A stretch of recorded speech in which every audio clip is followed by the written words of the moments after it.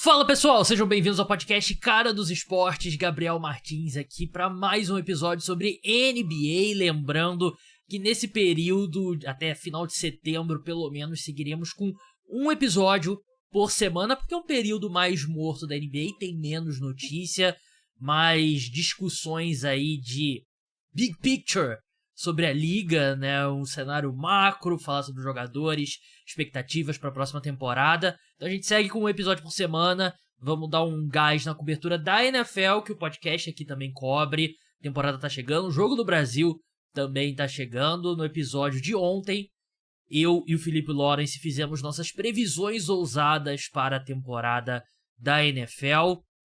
Ao longo das duas próximas semanas vai ter palpite para os playoffs, para o Super Bowl, MVP, prêmios individuais, então uma semana bem quente, 2 semanas bem quentes aí, chegando na temporada da NFL. E eu tô hoje aqui com meu amigo Guilherme Taniguchi, do podcast Splash Brothers, torcedor do Indianapolis Colts na NFL. No final do podcast eu vou te perguntar o seu palpite pro Super Bowl, Guilherme. Eu não te preparei antes do podcast, mas você ao longo do podcast pode ir pensando. Como é que você tá, Gui? Podcast Splash Brothers, como eu falei, né? Ele, o Leonardo Paglione. Sigam lá no @podcast SplashBR. E é aquilo que a gente tava conversando offline, né? A gente tá nas férias da NBA. Tá todo mundo viajando, fazendo evento lá na China, esse tipo de coisa. Por isso que não tem tanta notícia, né? Gabi, primeiro, bom dia, boa tarde, boa noite para todos os ouvintes aqui. Essa época da NBA é a época mais morna, né? Que é a época que os jogadores, de maneira geral, estão de férias. A gente teve até a sorte de ter as Olimpíadas aqui para dar uma ajudada. E os contratos, todos eles, o front office também tem pouco trabalho. É a época que todos os jogadores sem contratos ali, são poucos os que sobram ainda na discussão nesse momento. Todos os outros já foram acertados e tudo mais. É o momento que eles começam o planejamento para a próxima temporada, que setembro, meio de setembro, a gente começa a ver já training camps, coisas do tipo, mas é a época que a gente fica, como produtor de conteúdo, meio que alheio a pouca informação, a pouca notícia, e tem que inventar pauta, como a gente vai brincar aqui hoje. Eu gosto desses podcasts de off-season, eu falo bastante sobre isso na NFL e na NBA também, porque é um período que nos permite respirar um pouco, né? Discutir algumas coisas mais a longo prazo, e como você já viu no título aqui desse podcast, o objetivo eu listei aqui 3 jogadores, o Guilherme listou 3 jogadores, não vimos a lista um do outro, de caras que a gente acredita que podem dar um salto de qualidade nessa temporada 2024-2025, não necessariamente jogadores jovens, apesar da minha lista serem jogadores jovens, né, mas basicamente caras que têm chances de conseguir o prêmio de jogador que mais evoluiu, né, o Most Improved Player, que é um dos principais prêmios na NBA, que ano passado foi o Tyrese Maxey, né, que venceu o Most Improved Player. Fiquei em dúvida entre ele e o Kobe White. Meu voto acho que teria sido pro Kobe White, porque o salto que o Kobe White deu é maior, mas o Tyrese Maxey também teve uma grande temporada. Então a gente vai debater, vai listar aqui os caras e... Gui, lista o seu... Vamos começar com o seu... Talvez não o seu número 1 ali em termos de o cara que você apostaria para Most Improved Player, mas vamos começar aí com o cara que você escolher. Você falou da discussão do ano passado, eu também iria no Kobe White, que eu acho mais interessante que é uma progressão linear. O Tyrese Maxey teve a saída do Harden e, obviamente, o holofote e as ações aumentaram para ele. Quando a gente olha o Kobe White, é uma situação normal, natural, faz com que o jogador tenha uma evolução. E aí eu acho a história mais bonita, o storytelling dessas situações mais legais. E é o primeiro nome que eu vou trazer aqui, Andrew Nembhard. É um jogador que a gente viu, ele vai para sua 3ª temporada, as 2 primeiras temporadas foram ali, de maneira geral, nada tão impressionante, mas os últimos playoffs ele saltou de 9 pontos para 15 pontos. 4 assistências para 5,5 assistências. Melhorou todos os seus números naquele momento de pós-temporada. Tudo bem, a gente tinha a situação do nosso querido Tyrese Haliburton machucado, a gente teve alguns problemas de lesão que abriu um pouco de espaço para ele, bem Matt Green também esteve fora, então tudo isso contribuiu, mas ele esteve lá e demonstrou muita capacidade de jogar melhor nesses momentos onde é que o time precisava de um cara protagonista. Não à toa na NBA tem muita gente brincava que era o momento de trocar o Haliburton e dar o time para ele no momento de playoff. Mas eu gostei muito do que vi dele nesses momentos. É um cara que erra pouco, é um cara que consegue contribuir para o time. E aí você falou dos jovens, a minha lista também contém muitos jovens, que é natural, né? O jogador vai evoluindo e passa a ter mais espaço. E eu acho que o Nembhard é a história legal. Começou bem a primeira temporada, mas ficou ali com 9 pontos, não deu um salto na segunda temporada, durante a temporada regular. Mas nos playoffs ele mostrou um pouco do que fez a gente se impressionar no primeiro ano. Eu acho que parte dessa falta de crescimento na temporada regular foi porque o time tinha bastante peças, mas quando precisou dele, ele demonstrou uma qualidade muito boa. Fiquei bem impressionado com ele nos playoffs e acho que vale a menção nessa conversa. Teve aquele... Desculpa, teve aquele game winner dele, né? Que teve um jogo horrível e acertou aquele game winner. O Andrew Nembhard me lembrou uma história que... Não sei se você lembra, Gui, que foi na época das Olimpíadas, né? O Andrew Nembhard, que é canadense. O Shai Gilgeous-Alexander, ele foi perguntado lá aquelas coisas de montar o jogador perfeito.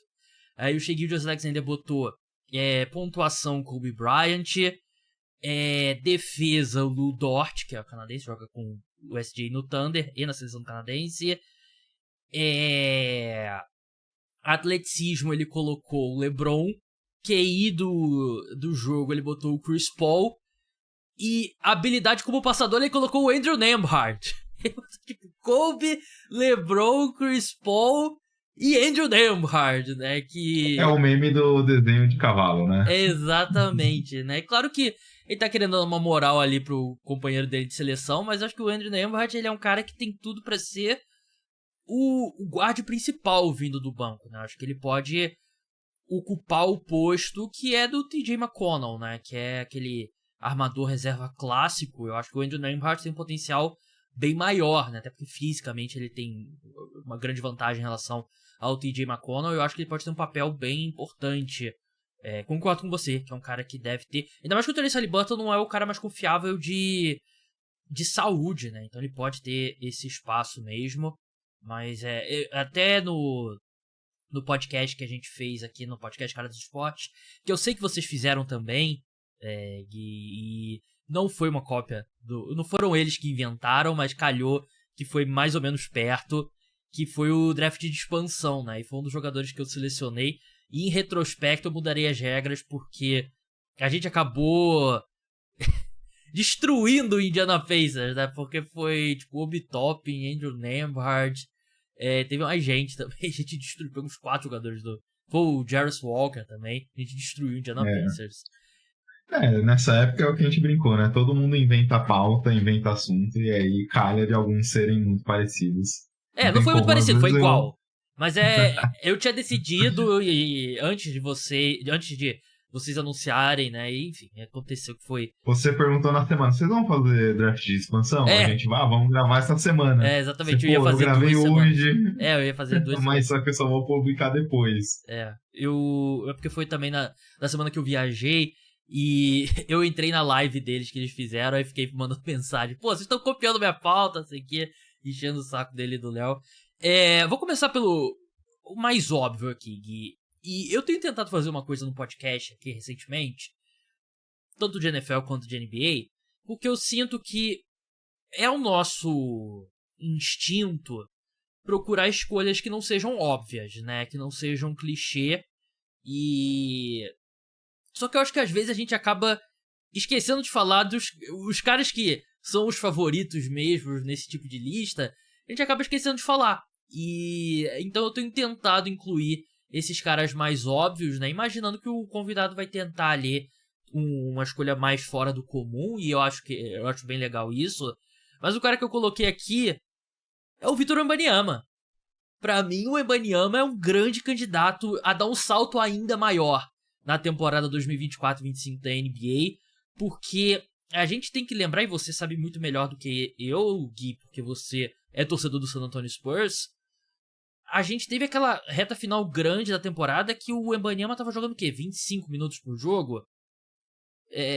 não chegava a 30 minutos por jogo, né? Claramente teve um trabalho ali para poupar ele, né? Porque a temporada da Europa acaba muito próximo ao draft e aí ele já vai para a NBA jogar. Ele teria as Olimpíadas, como ele teve agora. Então acho que teve um trabalho consciente do Wembanyama, né? A gente sabe todo o histórico de jogadores desse tamanho, né? Como o histórico de lesão preocupa. Então, nesse ponto eu entendo o San Antonio Spurs, mas ainda assim, nesse tempo limitado, ele, depois do All-Star Game, foi brilhante. Ele terminou na temporada com 21 pontos por jogo, 10,6 rebotes, 3,9 assistências, 3,6 tocos, que liderou a NBA. Ele deveria ter sido o defensor do ano, e acho que o desempenho do Rudy Gobert nas Olimpíadas meio que mostra quem que é o melhor defensor, né? Até o Gobert foi perdendo espaço na seleção, porque fazia muito mais sentido ter o Wembanyama. E presumindo que ele vai jogar uns 30, 32 minutos por partida, com um elenco muito melhor ao redor dele, tendo o Chris Paul que vai conseguir colocar a bola no lugar certo, na hora certa, pro Wembanyama, eu acho que não é absurdo pensar que ele pode ter 27 pontos, 12 rebotes, 4 assistências e aí 3,5, 4 tocos por partida, ser defensor do ano, ser primeiro ou segundo time ao NBA. Eu não acho que é um absurdo pensar nisso pro Wembanyama. Eu acho que MVP, esse tipo de coisa, eu acho que o San Antonio Spurs não vai ser bom o suficiente. E até seleção ao NBA pode derrubar ele do primeiro pro segundo time, porque acho que o Spurs vai ter ali 35 vitórias, acho que no máximo. Não acho que é um time, um contender de verdade ali por vaga de playoff. Mas eu ficaria surpreso se ele não tivesse esse tipo de número. E isso é um baita salto em relação aos números dele, né? Por mais que não é um salto que surpreenderia a gente, é um salto que a gente espera. Eu sinto que se ele ficar abaixo disso, vai ter uma sensação que ele decepcionou na temporada. E eu não acredito que ele vai decepcionar. E então eu cito, é um cara óbvio, mas às vezes a gente tem que citar os caras óbvios também pra eles não ficarem esquecidos. Eu até pensei em citar o Embi, não só pela questão dos números que você falou, e os números é importante, até quando a gente faz um recorte, e muitas páginas de San Antonio fez esse recorte ao longo da última temporada, quando ele era power forward, que foi essa primeira metade da temporada, e quando ele passou a ser center. E os números, de maneira geral, subiam 3, 4 pontos, 2, 3 rebotes, um toco, coisas nesse nível. Então, só dele ter a posição consolidada, que é onde é que funciona melhor para ele e para o time, ele vai ter uma média da última temporada para essa interessante. E não só isso, né? Quando a gente olha, por exemplo, as Olimpíadas, eu acho que o Embi não foi tão bem ofensivamente, assim, de maneira geral. O aproveitamento não foi tão bom. Ele tinha dificuldades em alguns momentos para se aproximar da cesta, porque o basquete FIBA é muito mais físico, e aí tinha algumas dificuldades. Mas ele demonstrou características como passador, que na NBA a gente via, mas muito mais espaçado, uma jogada ou outra. Ele teve jogada, pelo menos todo jogo, ele dava uma assistência muito bonita, sabendo ler o jogo, coisa que na NBA a gente ainda não estava vendo. Ele mesmo falou isso quando terminou as Olimpíadas, né, que vai melhorar ainda. E esse processo desse jogador nesse nível, o segundo ano de uma super estrela, quando ele se consolida, é quando a marcação se adapta a ele, e ele demonstra e ele agrega novas habilidades. E é o que o Embi vem fazendo da temporada regular para as Olimpíadas, até mesmo durante a temporada regular. Ele falou que ia treinar com o Durant. Concordo contigo, eu via ele, eu ouvia como possivelmente o defensor da temporada, mas ofensivamente ele ainda tinha alguns gaps, algumas dificuldades, e só de ter o Chris Paul lá vai ajudar bastante, mas acho que ele mesmo, pelas questões que ele vem trabalhando, ele vai conseguir melhorar seu jogo. Então acho que é um nome que vai evoluir muito para essa segunda temporada, e com certeza não vai ser uma surpresa a gente começar concordo contigo, como o Don't via a gente no segundo ano falar, talvez já seja MVP. Não, calma. A NBA tem uma hierarquia, para você galgar essa hierarquia leva algum tempo. Mas eu acho que o Doncic foi primeiro time ao NBA já no segundo ano dele, né? Acho que também já foi pros playoffs, né, se eu não me engano. Mas ele chegava o Porzingis. corpo dele mais pronto, né, do que Sim. ele jogava no Real Madrid em alto nível já também, né, então o Wembanyama é um pouco mais projeto, né, mas é isso mesmo, né, o Wembanyama, a evolução dele é clara, né, eu tô vendo aqui, ele foi primeiro time ao NBA em 2020, foi draftado em 2018, 19, 20, então segundo ano dele, foi primeiro time ao NBA. Mas, cara, acho que até a chegada do Harrison Barnes também, eu acho que ajuda, pelo menos em termos de espaçamento de quadra e tal. Vai ter mais veterano. Então, o time era horroroso ao redor É. dele, né? Então, O Popovich parece que até brincou para ter uma pick melhor, né? Porque experimento de Jeremy Sochan como point guard não deu certo. O ano passado foi para esquecer de maneira geral. Foi bizarro mesmo. Mas vamos passar pro seu segundo nome na sua lista. Quando você falou de nome óbvio para evolução da segunda temporada, eu achei que você iria com a classe do ano passado. Eu não achei que você fosse com a primeira escolha. Achei que você iria com a segunda, que é quem eu trouxe aqui, Scoot Henderson. Scoot, como prospecto, era um jogador que eu e o Léo elogiávamos bastante. Se discutia não a gente, mas muito especialista de draft, que era o melhor armador da década em termos de prospecto, chegando como prospecto para a liga, como armador vindo do draft.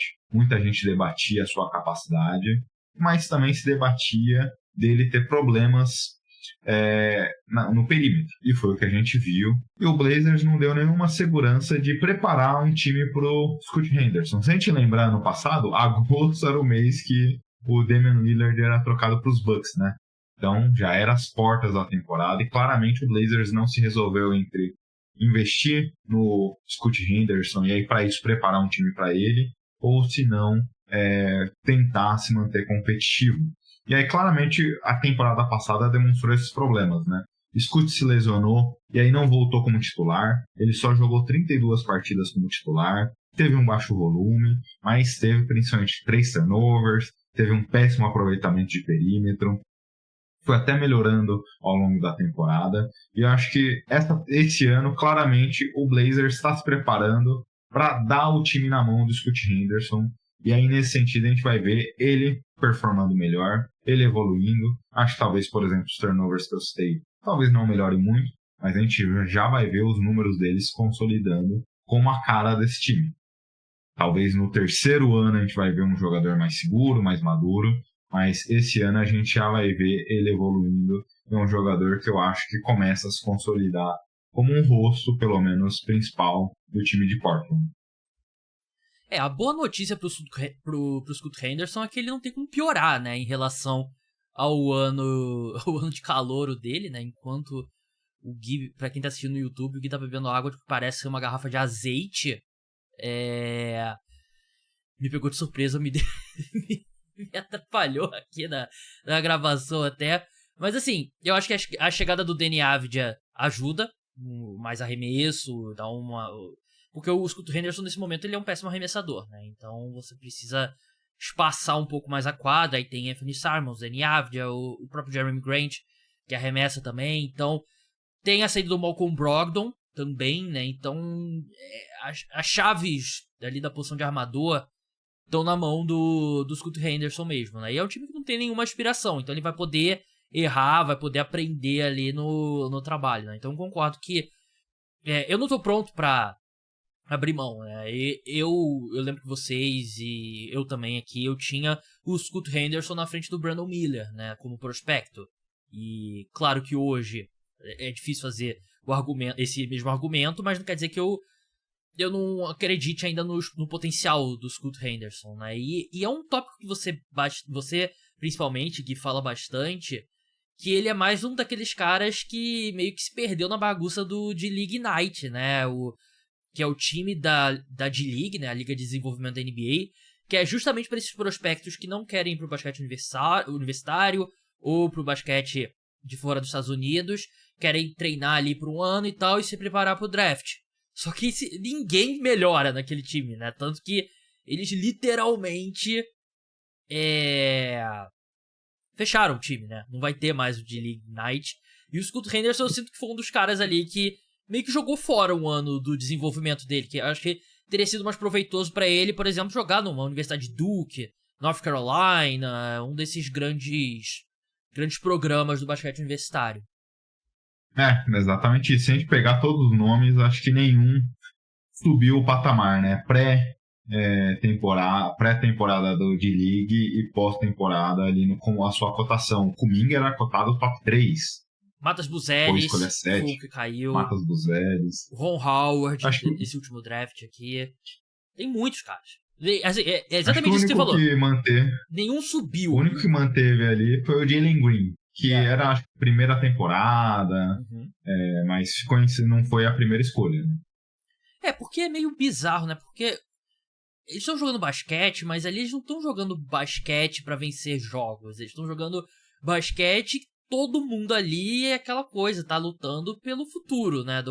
Da sua carreira e tal. Então, você vai passar a bola? Não, vou arremessar, tentar melhorar meu número de pontos e tal. E na D-League, os outros times são assim, mas são adultos, né? São jogadores, na maioria, mais velhos que os jogadores do D-League Ignite, né? Enquanto no basquete universitário, você tem ainda esse aspecto de competição, né? De jogar pro time, de chegar num torneio da NCAA, né? O March Madness, e fazer de tudo pra vencer, né? Então, e agora que os jogadores do basquete universitário podem receber, não faz sentido nenhum você ir pro D-League Ignite, pra uma Overtime Elite. Sinceramente, eu acho que é furada. Eu acho que é melhor ir jogar o basquete universitário.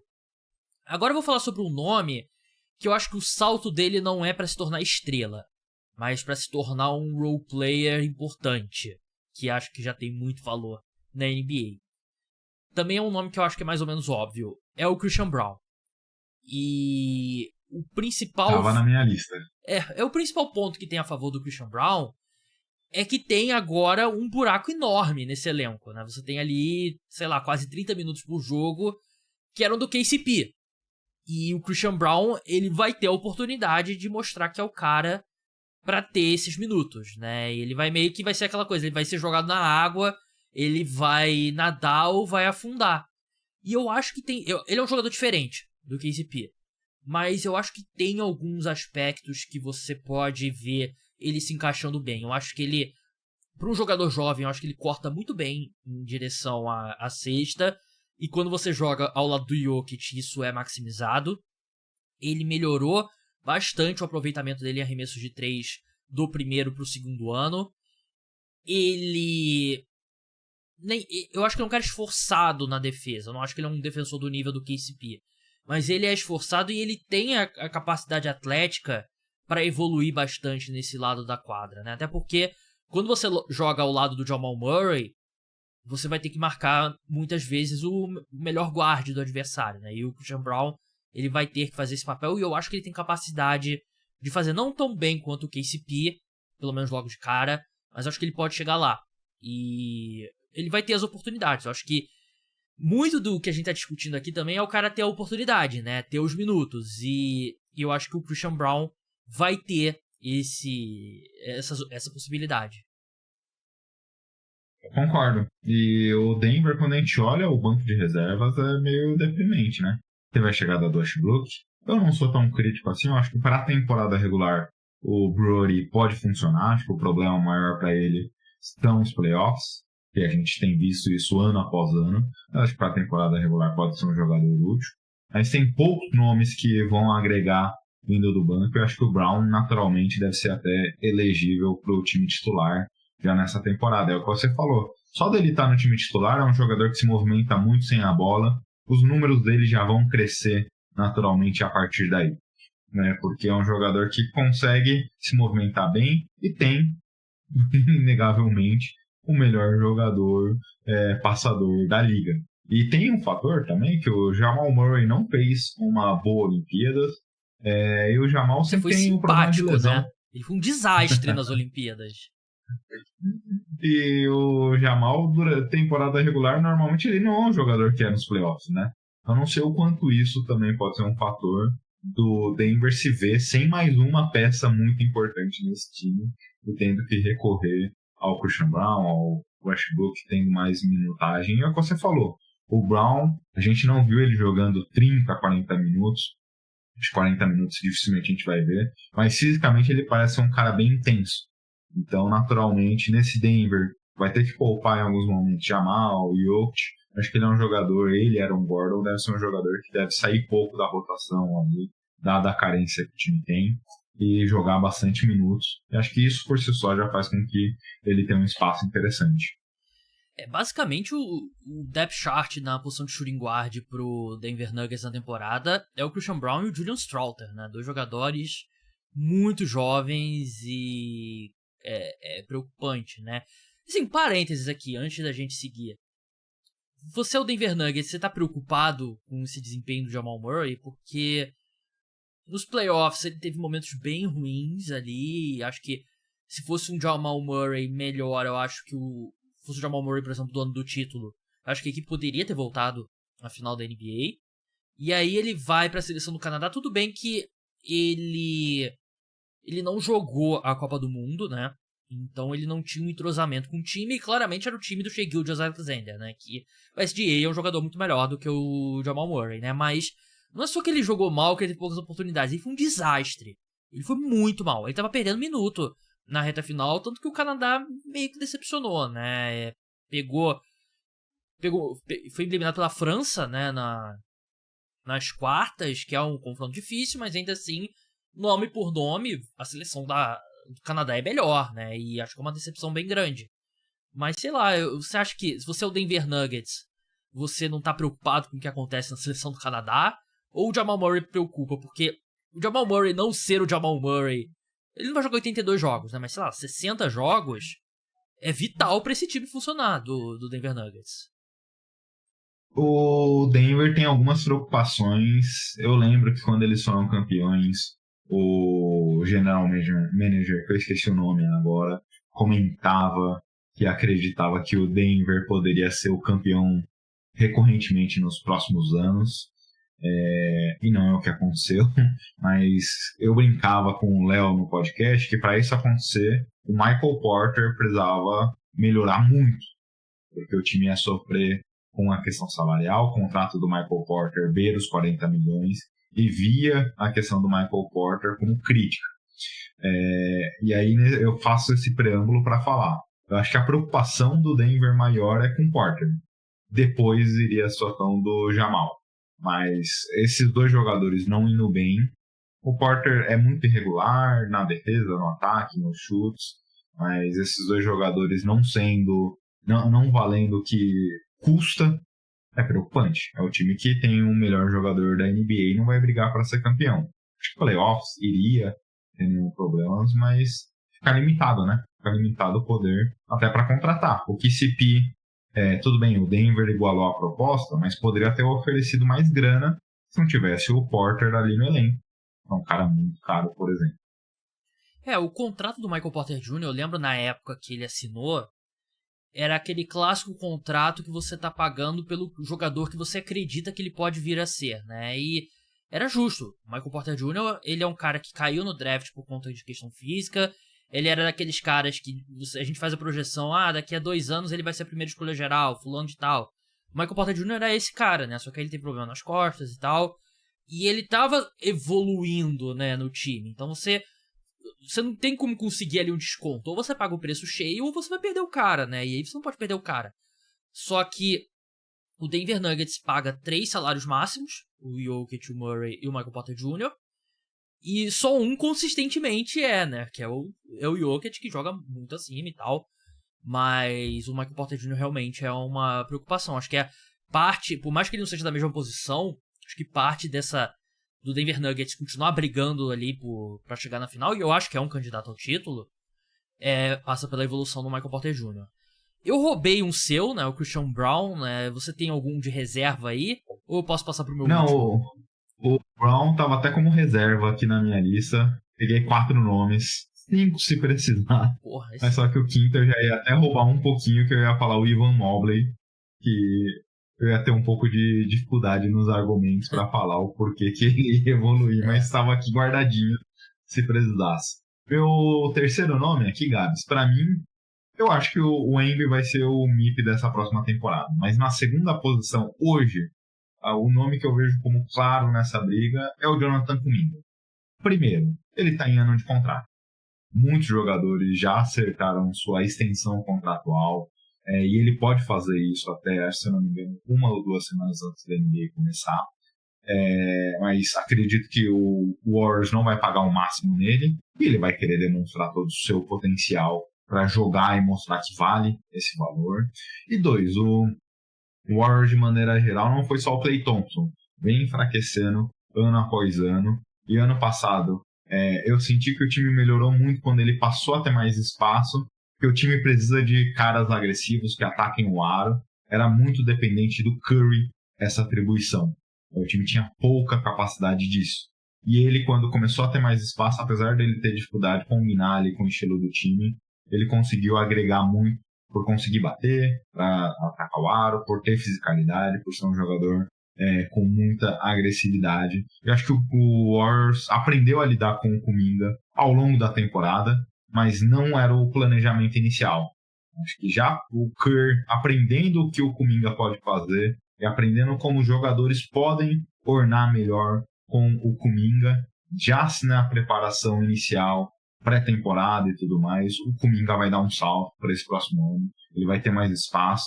É aquele típico jogador que normalmente vence o MIP. Sai de 16 pontos para 22, algo nesse sentido. Sai de 20, 25 minutos para 30 minutos. São as características que eu vejo que o Kuminga tem muita capacidade para fazer esse ano. E quando a gente olha em retrospecto, na temporada retrasada ele teve até um aproveitamento no perímetro de 37%. Eu acho que ele tem capacidade de melhorar para ter um número próximo disso. Não vai ser de volume alto, mas acho que ele tem capacidade para fazer isso. E o próprio Warriors trouxe mais arremessadores, também facilita ao jogo do próprio Kuminga. Então acho que é briga ali para mim. Acredito que ele estará no top 3 no próximo MIP, na disputa do MIP, mas acho que o Wemby é incontestável nesse sentido. Cara, todos os argumentos que você fez são bem justos. Mas o meu medo é o Steve Kerr, né? Que ninguém odeia jovem mais do que o Steve Kerr, né? Ele não bota os caras pra jogar, né? E ele meio que... Assim, é um dos raros casos que o Jonathan Kuminga reclamou publicamente do Steve Kerr. E o público meio que, pô... O Steve Kerr o Jonathan Kuminga tá certo, né? E o Steve Kerr tá errado. E o torcedor do Warriors fica maluco, né? Com a falta de oportunidade, ele conquistou aquela coisa ali, quem não chora não mama, ele conseguiu a oportunidade e mostrou. Ele é uma injeção de atleticismo que esse time precisa, né? Que o Wiggins tem todos os problemas fora de quadra que ele teve e tal, mas o Wiggins meio que sumiu, né? E ele meio que ocupa esse espaço. Só que o meu medo é o Steve Kerr. E o meu medo também é o fato do Golden State Warriors ter ido ao mercado e assinado com o Kyle Anderson. Jogadores completamente diferentes, mas da mesma posição. Os dois são Alans. E eu fico meio preocupado se na cabeça do Steve Kerr ele já não tá pensando assim, pô, eu dou aqui 24 minutos pro Jonathan Kuminga, dou 15 aqui pro Kyle Anderson, não sei o que, o Wiggins continua.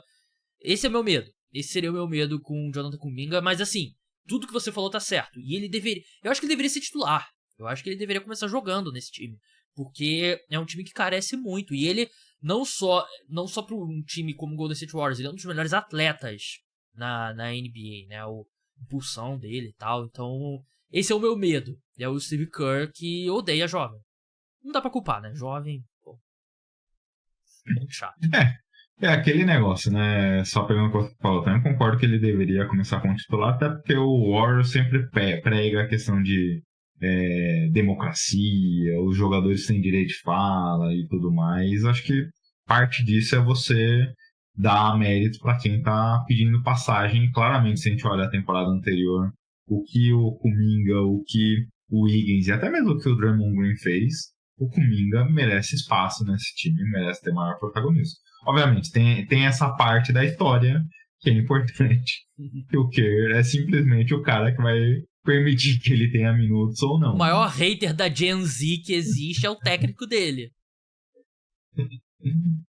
Mas é um fator, acho que para projeção, a gente tá prevendo o futuro aqui, né? Então, nessa brincadeira dá para esquecer esse lado ruim da história e só contar a parte boa. Eu, por outro lado, amo jovens. Você que é jovem, escuta o podcast, vê meus vídeos, amo vocês. Gen Z, fechadaço. O millennial mais fechado com a Gen Z sou eu, por exemplo, filho do Guilherme Taniguchi. Grande abraço, peraí que eu esqueci o nome dele agora, Gui, me desculpe.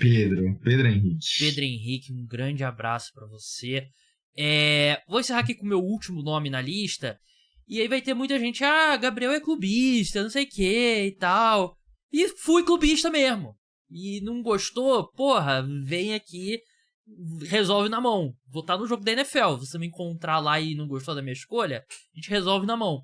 Cade Cunningham, armador do Detroit Pistons. Eu pensei até no Jaden Ivey, porque eu acho que só de não ter o Monty Williams mais, o Jaden Ivey é tipo um Horcrux que sai de perto do Jaden Ivey. E aí uma referência pro pessoal da Gen Z sacanear o Millennium aqui, né? Porque o pessoal da Gen Z sacaneia a obsessão dos Millennials por Harry Potter. Mas, cara, o Cade Cunningham. Ele teve bons números ao longo da temporada, mas nem sempre eficientes. Mas chegou um ponto que essa eficiência subiu bastante. E é outro tipo. Eu falei sobre o Scoot Henderson que ele não tem como piorar. O time do Detroit Pistons não tem como piorar. E... Olha... Não, Gui, não tem como. Não tem como piorar, não adianta. Esse sorrisinho aí, não adianta. O Tim Hardaway Jr., que tá em São Paulo, por algum motivo, foi literalmente os piores dias pra alguém visitar São Paulo. A cidade tá tipo interestelar no começo do filme, e o Tim Hardaway Jr. tá lá fazendo sabe-se lá o quê. Eu espero que ele vai acabar não tendo muito espaço e vai ser um cara de buyout. Vai ter eventualmente retorno do All-Star Thompson. Fontecchio renovou. Escolha do Ron Holland. O Tobias Harris, contrato é péssimo? É péssimo. É péssima contratação? Mas é um cara que arremessa e é um jogador profissional de basquete. Então eu acho que o time vai fazer um pouco mais sentido. E eu acho que o Cade Cunningham... até um negócio que eu tava lendo, né? Normalmente esses caras que ganham o Most Improved Player, né, o jogador que mais evoluiu, são caras que são eleitos como All-Star pela primeira vez. E eu consigo ver um mundo que o Cade Cunningham é um dos guards que vão pro jogo das estrelas na Conferência Leste, que é mais fraca em termos de nome que a Conferência Oeste mesmo. Então por isso é o meu caso não clubista pra colocar o Cade Cunningham aqui como potencialmente um dos jogadores que mais vai evoluir em 2024.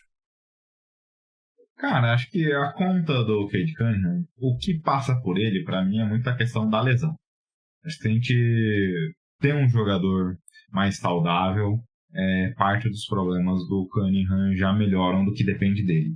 Mas o Cade é aquele jogador que depende muito do coletivo.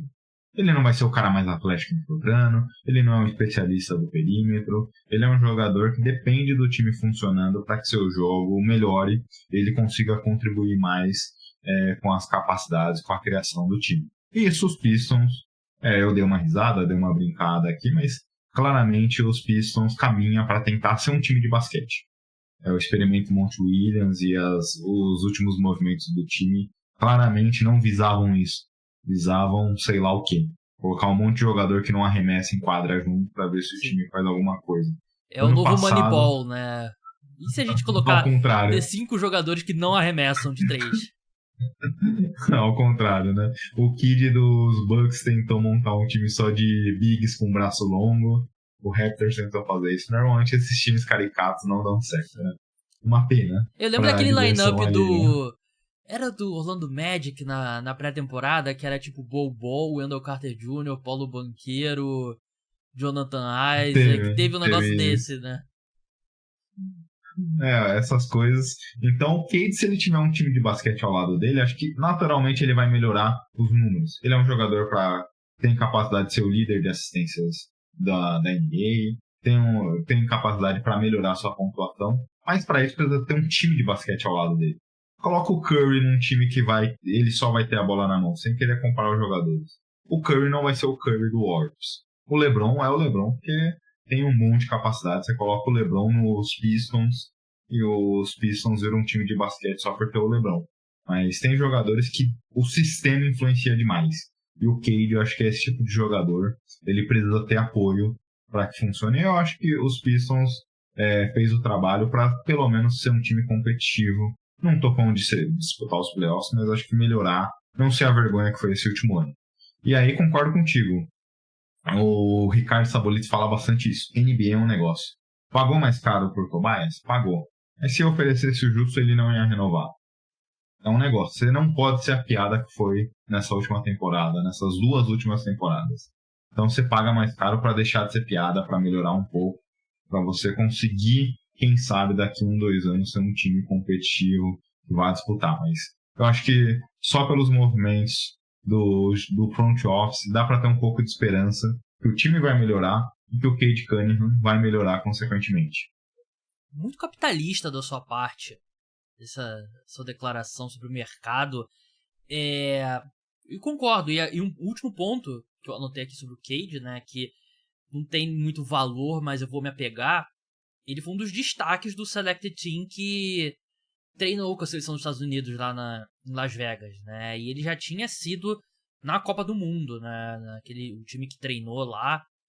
Teve até um treino, né? Que jornalistas múltiplos falaram, o Cade Cunningham foi o melhor jogador em quadra hoje. Isso incluindo os caras que vão pra Copa do Mundo mesmo, né? E acho que parte por isso que você fala, né? Que ele não é um cara de baixa... Por mais que ele seja muito grande, ele não é um cara de baixar a cabeça e atacar a cesta 10, 15 vezes por jogo, né? Ele é um cara que ele quer envolver o time, ele quer ser o armador. E para isso ele precisa de jogadores capazes, né? De fazerem algo com os passes dele.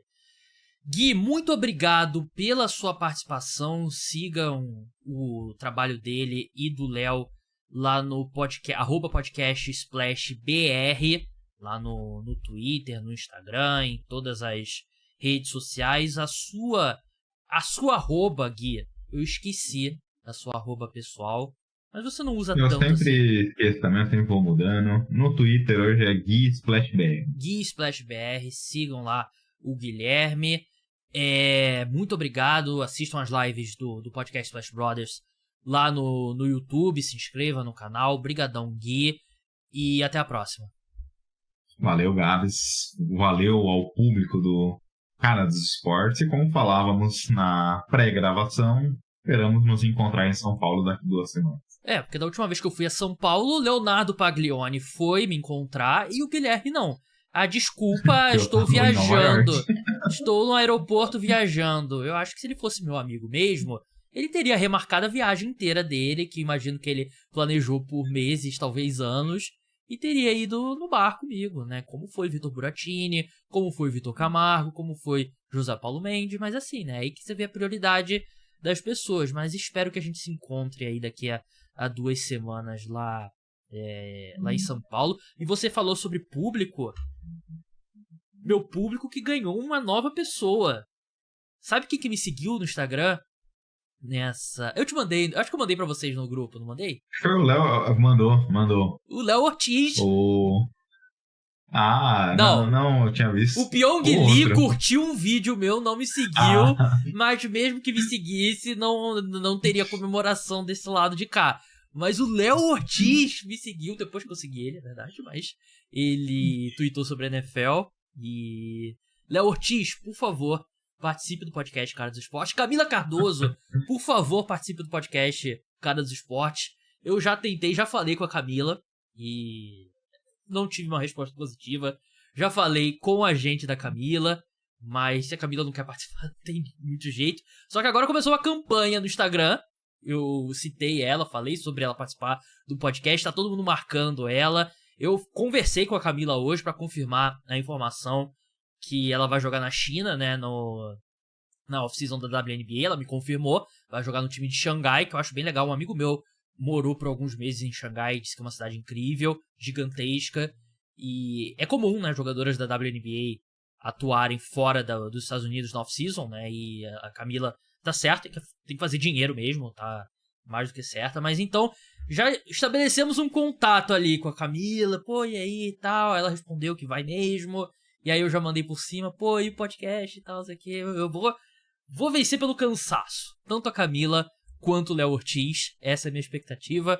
Muito obrigado a todos, até a próxima, tchau!